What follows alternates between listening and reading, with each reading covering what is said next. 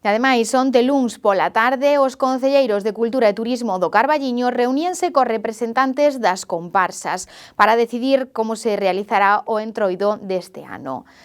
A conclusión foi que este ano haberá apenas un pequeno desfile de charangas acompañados de todo aquel que queira desfilar e pasalo ben.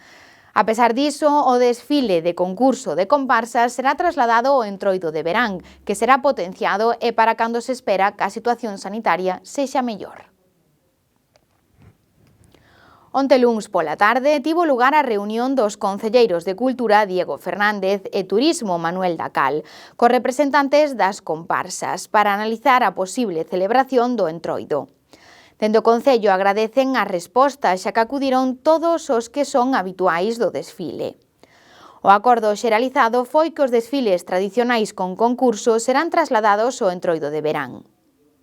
Bueno, a verdade é que foi unha reunión moi fructífera. Temos que agradecer primeiro o esforzo que fixeron, que estuveron todas as que desfilan habitualmente aquí no entroido do Carballiño. Todos coincidimos na dificultade que supoñía o protocolo que realizou a Xunta en canto ao entroido, a imposibilidade de poder controlar a xente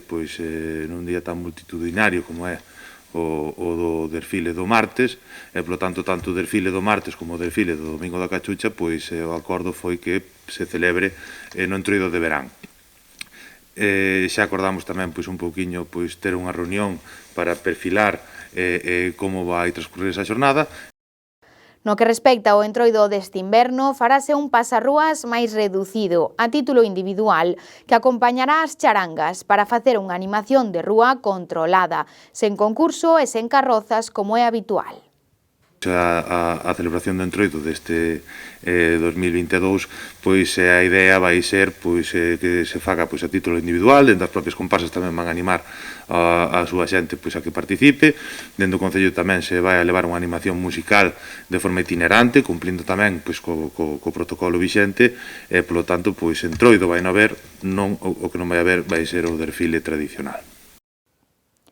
Nos próximos días anunciarase a programación festiva, que será sobre todo de animación humorística e musical en espazos abertos, pedindo ademais a cooperación para que todo sexa controlado. En canto á celebración do domingo de Cachucha, reuniránse tamén nos próximos días ca hostalaría para contar ca súa opinión para a celebración. Ahora nestes días xa vamos a presentar un poquinho a programación. En principio, como digo, vai haber bastante animación musical de rúa, con espectáculos itinerantes, bueno, animar a xente tamén a que participe, unha festa que se necesita, porque é unha festa que a xente nos aporta moito humor, nos aporta diversión, tamén é unha festa nosa, e dende logo que seguramente vai vir ben para que a xente poda esquecer un poquinho esta situación que estamos a pasar, a mellorar o ánimo, e dende logo tamén agardamos que se faga dunha forma tranquila, como está a transcurrir un poquinho estas xornadas que veñen impostas polos casos e as restriccións que contamos. Respecto á xornada da Cachucha, vamos a convocar a hostelería tamén igual que fixemos cos colectivos das comparsas, para tamén dialogar e chegar tamén a un acordo para que se vexen beneficiados eles, que sean cumplindo sempre a normativa vixente. O modelo definitivo será consensuado co hostelería, pero nós, dende logo, seguramente en Carballiño a xente veña a comer a Cachucha e poda disfrutar dese manxar que é o que nos últimos anos deu un paso adiante, penso, importante nese domingo de Piñata, e que favorece tamén a moitísimo comercio local, e tamén a moitísima xente, obviamente, tamén o fai nas súas vivendas, pero en Carballiño temos a sorte de contar con os froiteiros, con as carnicerías, con un comercio local de moitísima calidade, que sin dúbida tamén é algo que nos dá un valor engadido